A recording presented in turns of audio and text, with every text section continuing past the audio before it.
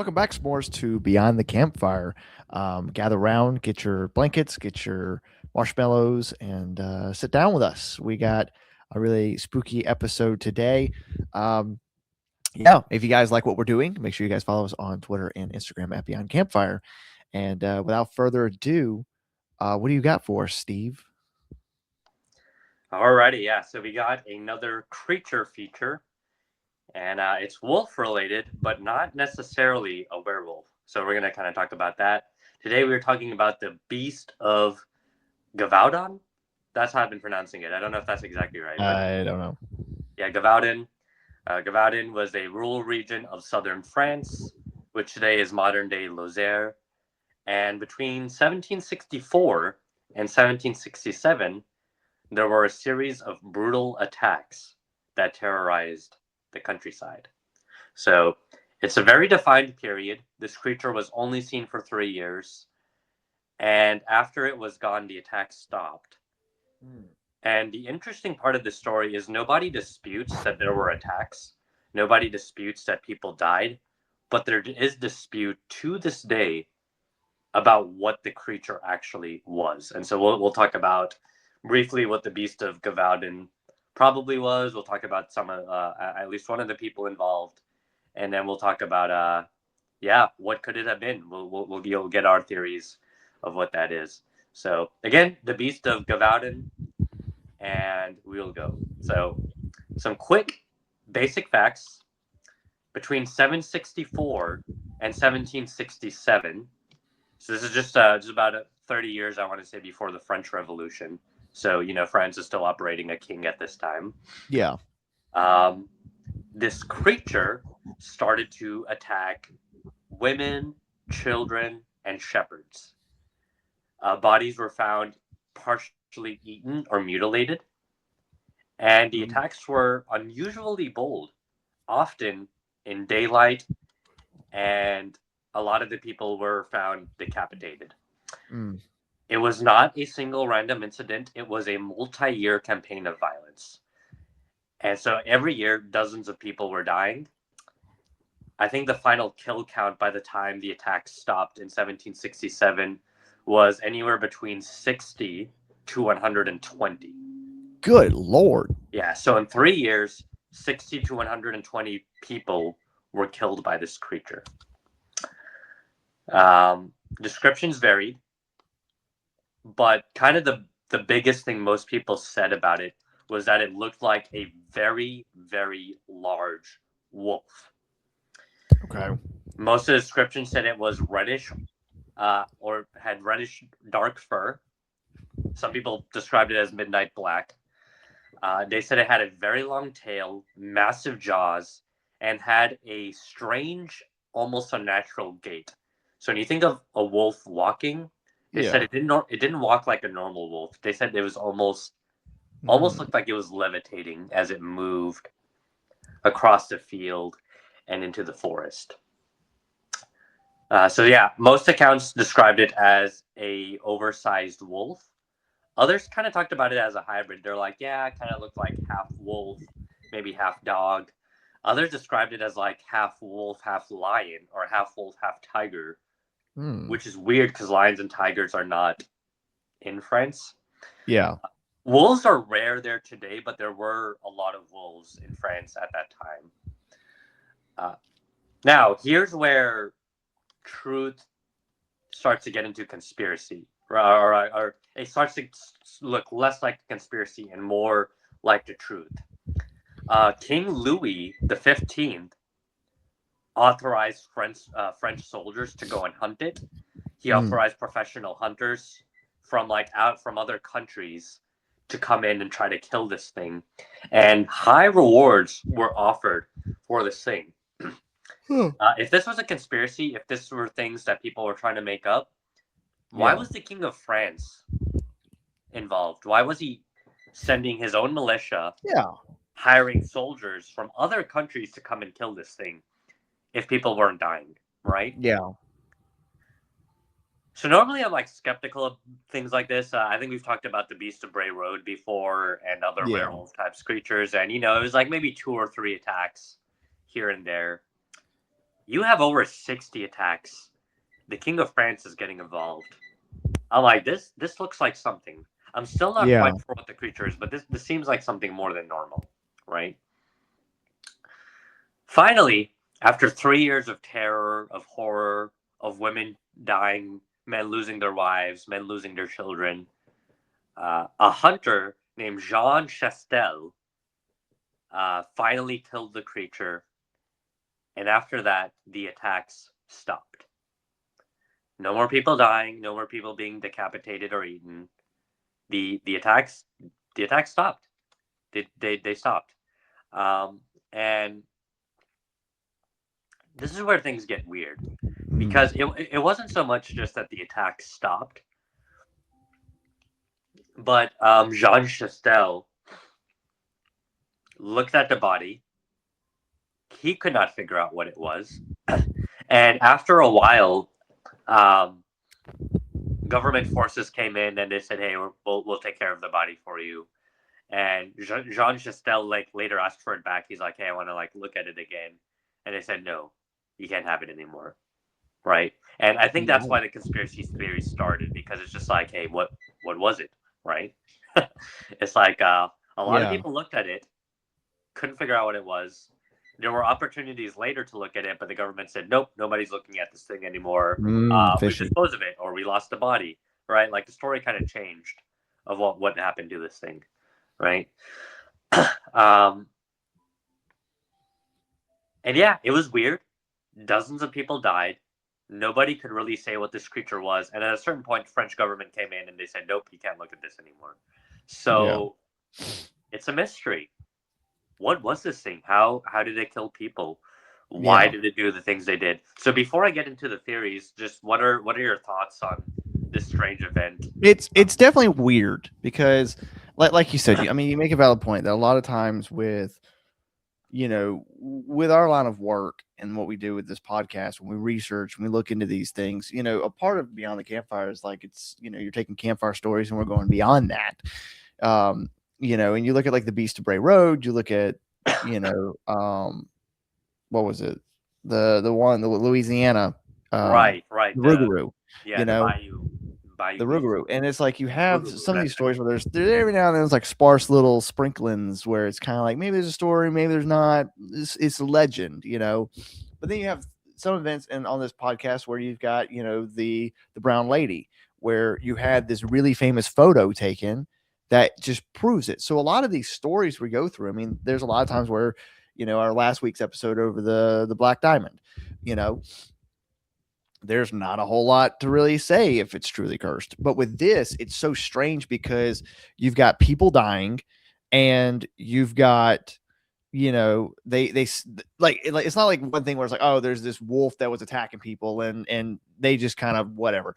The king himself sent out people to hunt this thing. Like the king of France seriously went and sent people to find this thing. And then when someone finally finds it, kills it, and everybody's like, "Hey, yeah, that's definitely what we saw." The government, the king takes it away and no one sees it again. And then on top of that, when they finally want to ask about it, they're like, "I don't know what you're talking about." It's really fishy. And I think this is one of those that will go up there with like the brown lady or some of these other stories where it's very credible and it makes you wonder what truly could have happened. I don't think it was a wolf. There's no way it was a wolf. I mean, it was definitely something else because if it was just a wolf attacking them, I mean, the king would have been like, sure, here's the body. Look at it. See, we found out it's a wolf. But to hide the body, you know, Yeah, it it's doesn't just make sense. weird. So and people described it as like being several times larger than a wolf, right? Like even a large wolf is Yeah. going to be a certain size, and the reports that people because people were saying it was between 15 and 20 feet long, and about 4 to 5 feet high, right? Like that's Yeah. no that big, right? That's I mean I'm no curious. lion or tiger is that big for that matter, So right? how tall did you say it was? So like if you're like looking at it head on and it's like on its hind things, it's about 4 to 5 feet tall. Yeah, four to And then five like feet long, tall. people are saying like 15, about 15 feet long. So like when it's down on all fours from snout to tail, it's Yeah, snout 15 to feet long. tail, about 15 feet. Well, I looked it up. The size of a wolf for males and for females, they stayed about 26 to 36 inches tall at the shoulder. So from their paw to their head, it's about 20 to 36 inches, which is like 3 feet maybe. Right. And then they Bigger are than. generally 4.5 to 6.5 feet long from nose to tail tip. Yeah. Yeah. And then It's you're telling me that this thing is almost 3 times the size of that. exactly. So That's wild. That's definitely not a wolf. talk for a little bit. I gotta actually go ahead and pause it. Okay. Yeah, it's wild because like I mean I'm looking at it here and it's like it can't even it's not even like it's bigger than a dire wolf. Yeah. Yeah, and those Like things. dire wolves are usually 7 feet and this thing's 15. Right. Right. So the descriptions are. I think if they had just shown the body, I think we wouldn't be talking about this No, it right would be now. just like yeah, it was just happened to be a large wolf. Right. But the But descriptions and the French government hiding it is and just the like it's government hiding it. I'm not going to say it's a werewolf because this is not a werewolf story. This is just happens to be a cryptid, technically speaking, if you want to categorize it as that.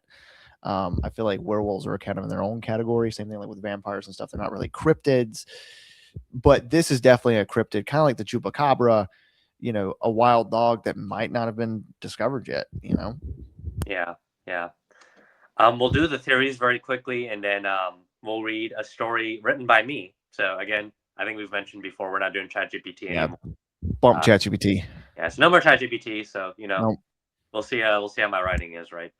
Um, but hey, yeah. If you guys want to support us on Patreon, it took me about 40 minutes to write the story, so I would, I'd really appreciate some Patreon support because yeah, uh, we are definitely going to be working on some Patreon things here shortly. I feel bad because we had a really good kind of takeoff with Christmas, and then it just kind of dwindled. yeah, yeah. So yeah, please support us if you want me to keep writing stories, or if you want us to like be able to pay other talented writers and things like that. We need your support. So Yeah. anyway, thank you guys. With that plug in, there's three theories. So the most accepted theory is that it was just a very large wolf, maybe even a wolf pack, that that would explain the repeated attacks. That Yeah. would explain the human targeting. The problem is, why would the French government hide it if it's a large wolf? Mm, Wolves don't normally attack in the daytime or decapitate their victims. That's what this no. creature is doing. And then third, just the descriptions people were giving. Even a large wolf might be like, let's say, a normal wolf is what, six, About 4.5 to 6 feet. So I'd say a large wolf would be about 6 feet long. right? Yeah, so a large one would be 6 feet long. 15 feet long, like that's that's not a large wolf. That's something weird is going on. Something really, really weird is going on. The second theory is that it was a wolf hybrid. So maybe it was mixed with some kind of larger animal, or and that's kind of why it grew a bigger lens. Some people are like, hey, you look at a liger, right? A liger is a combination of a lion and a tiger. Those grow really big. So then, yeah, there's like that theory, right?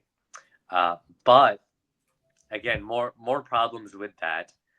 Even if you were like talking about some kind of hybrid animal here, 15 feet still is bigger than you would expect. Uh, kind of from that. So Yeah.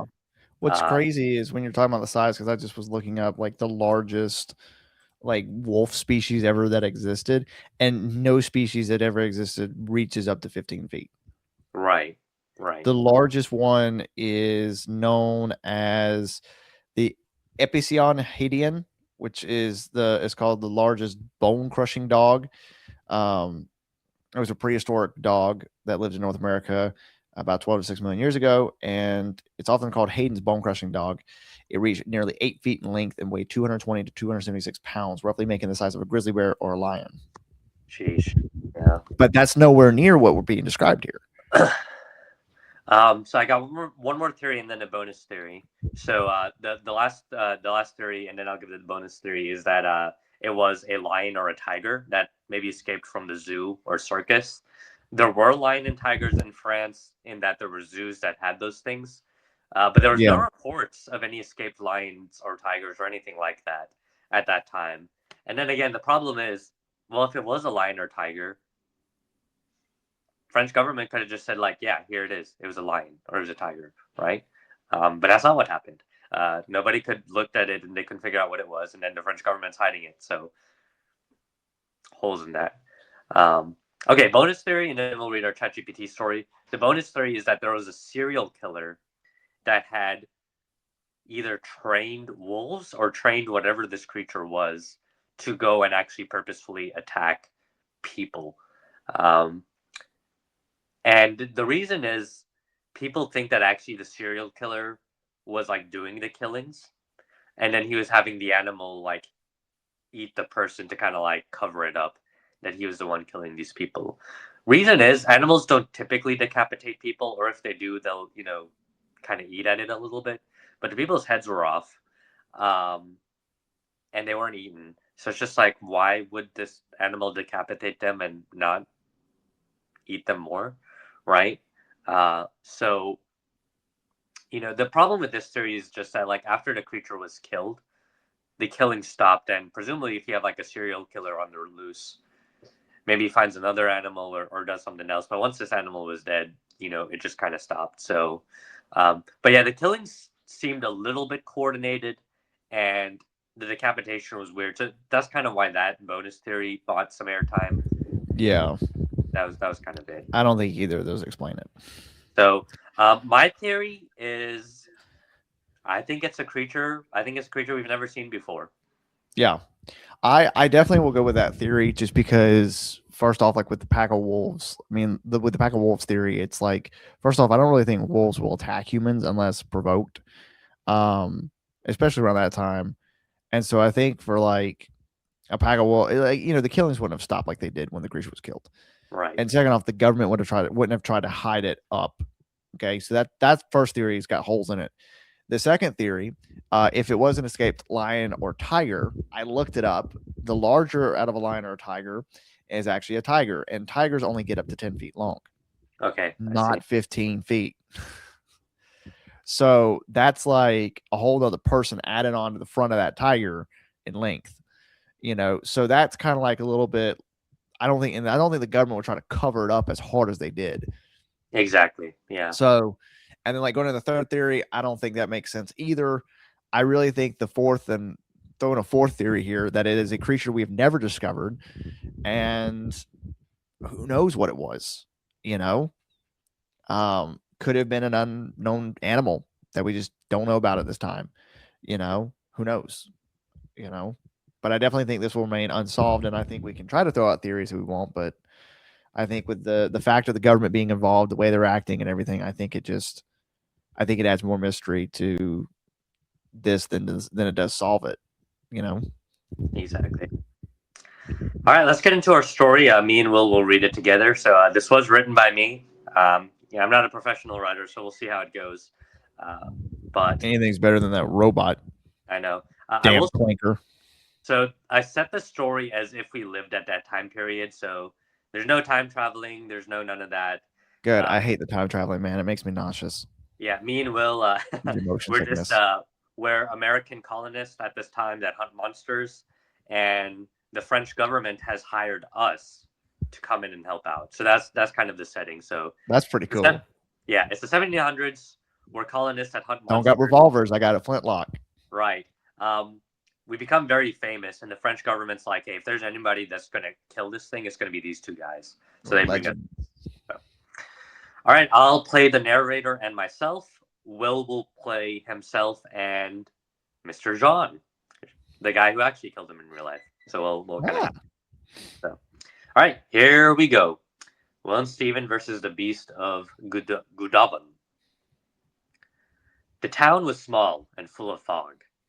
As the carriage pulled in, Will tipped his hat to their driver, paid him some French lever, and stepped out, boots crunching against the black soil. His partner, Stephen, was there waiting. "You're late," Stephen said, slightly annoyed. Hey, don't blame me. Will said quietly but firmly. If the reports are true, this is one hell of a wolf we're fighting. That's the problem, Stephen said flatly. Wolves are common here in France, sure, but 15 feet long and 5 feet high? Wolves don't grow that big, A werewolf certainly can. Will replied. This doesn't sound like a werewolf, Stephen said quickly. It attacks people in broad daylight, and it's not standing on its hind legs or anything like that. Like I said, locals are just saying it's a really big wolf. Well, whatever the hell it is, it's killed over 60 people in 3 years. This is a hunt. And if we don't do something about it, more people are going to die. Will said coldly. Stephen shook his head in sad agreement. You're right, though I'm not sure what we're dealing with. People are dying. There's a reason Jean Castel called us here. Upon hearing his name, Jean stepped out from the building near them. We! He said softly. I don't normally work with Americans or Indians for that matter, but you both have been highly reviewed. Stephen shot him a quick, annoyed look. I was born in the States too, sir. Jean took a quick draw from his cigarette. You can't make a dog a cat by slapping a certificate on it. You brown men have no place in the West.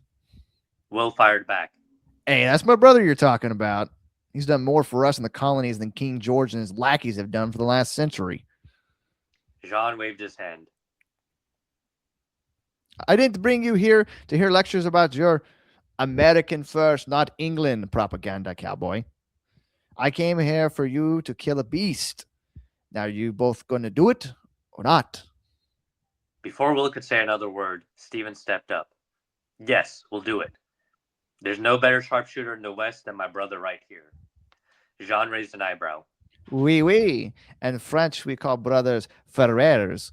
You both are surprising, but the beast is strong. Let's see if your brotherhood can cleanse the evil in our land. The three men gathered supplies, weapons, and food. Stephen sharpened and washed his three swords, washing them in holy water. Will cleaned his pistols and rifles. Jean Castel packed up the rest of the weapons. The beast was last seen in the southern part of town yesterday around noon. It killed my friend's wife, Elise, and a young son, Pierre. The funeral is 2 days from now. It must be stopped. I'm tired of seeing my sister's brothers, sons, and daughters killed. A lone tear streamed down Jean's face, but he wiped it quickly. Human. I hope you're good as they say you are. Best in the West. Will grunted. This beast dies today. That's a guarantee. I have a wife and son myself. No one messes with innocent people. Not corrupt kings, not corrupt governments, and certainly no damn beasts. Stephen nodded approvingly. The three stopped at a forest nearby. Stephen saw it immediately. Will, Jean, look. The two men looked over and saw it too. Tracks. Wolf tracks. Jean stared. Blood. And these tracks are bigger than anything I've ever seen. Wilf got down and measured. Based on these tracks, this wolf, if at least 4 times larger than a regular wolf. Devil wolf. Jean quickly spat. This is unnatural. Something evil. Maybe ancient. Why now? I do not know. Perhaps God's judgment on us. If we are not careful, this country will abandon the Lord and Mother Mary. Revolution may be coming. Will rolled his eyes. You Catholics and your worship of Mary. Jesus is all we need. Jean fired back. Mother Mary is our Lord's mother, we. She prays for us, and is our mother too. Stephen waved his hand. Men, this is not the time for a Catholic Protestant debate, or a revolutionary debate for that matter. Revolution may be coming to the colonies too, but we have lives to save. Jean and Will nodded in agreement. Suddenly, a large howl came from the woods. Jean and Will drew their guns. Stephen drew his swords. Rapide, over there! Jean shouted. Barreling through the woods, with a human arm coming out of his mouth, was the beast. It was even larger than reported, 20 feet long, with midnight black fur, and streaks of blood-red fur across his body. Canines were almost 9 inches, thick and splattered with blood. Even in midday, its eyes glowed crimson red. It snarled and ran in an almost supernatural stride, as if it was gliding across the floor rather than running. Will and John fired off several rounds, but the beast was quick. It dodged them effortlessly, then lunged for Stephen. Stephen placed the sword in his mouth and shouted, "Three sword style, Nightmare Tiger." With a powerful slash, he swung at the beast. The swords penetrated deep, but the beast did not stop. With powerful paws, it pushed Stephen, biting at his face. Stephen volleyed the canines with the sword in his mouth, but was struggling. Jean shouted at Will. Cowboy, rapide! Shoot at where the Indian's blades penetrated. Will nodded. Way ahead of you, Frenchie. Will took aim and fired with pinpoint precision. The beast howled in pain, and Stephen leveraged his sword to push the beast off his body. Stephen shouted, "Jean! Will! I'll distract him! Aim for his head!" Stephen pulled out his sword and grappled with the beast. Will hesitated. Damn it, Steve. Hold it still. I don't want to blow your freaking brains out along with it. Stephen shouted back, "It's too strong, brother. One of you has to take the shot. Don't worry about me." Will angrily shouted, Hell no. You're not going to make me do this. Just give me a second to get the aim right. Jean stepped up. Is your frère, but he's not mine. Within three. Oh, wait, that's. Yeah. Within 3 seconds, he raised his gun and fired several bullets. The beast and Stephen both slumped to the ground. No! Will shouted. You fool! He ran over and looked over Stephen. A single bullet wound was just above his right shoulder. Frick! Will said, ripping a piece of his shirt and cleaning the wound. Don't worry, buddy. You're going to be okay. Stephen weakly looked up.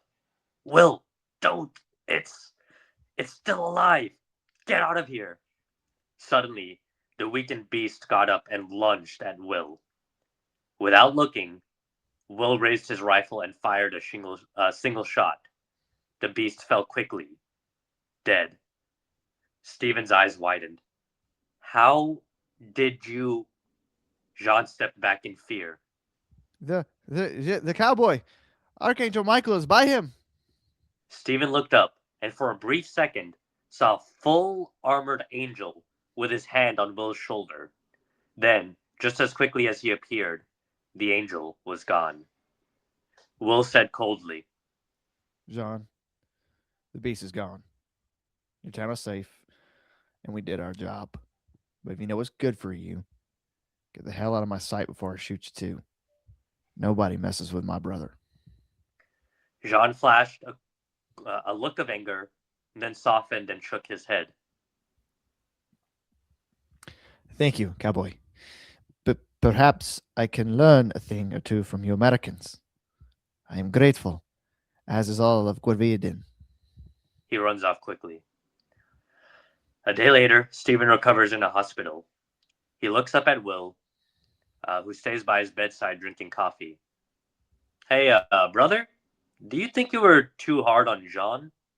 The French guy who wants to tell America what to do and almost killed my brother? Hell no. I'll do what I can to help, but no one messes with my family, my people, or my brother. Stephen laughed softly, then closed his eyes. I'm gonna get some rest, you crazy cowboy. Gotta get healed up for the next one. Will grinned. The hunt never ends. But happy to be God's soldier in this evil world. And good to know we got Archangel Michael looking out for us too. The end. The only issue I had was how fast we were shooting those muskets. Yeah.